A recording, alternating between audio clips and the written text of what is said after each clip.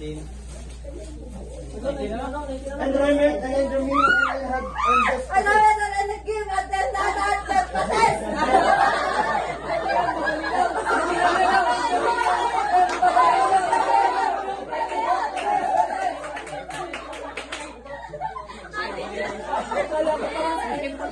Tama naman si JM eh. Ano ba yung sinapit pa ng iba?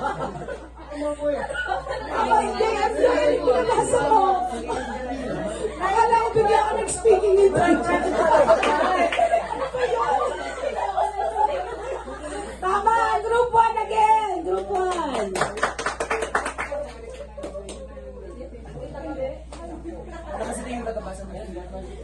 Pag sila pa nakabunot, sila na talaga ang maghahalap.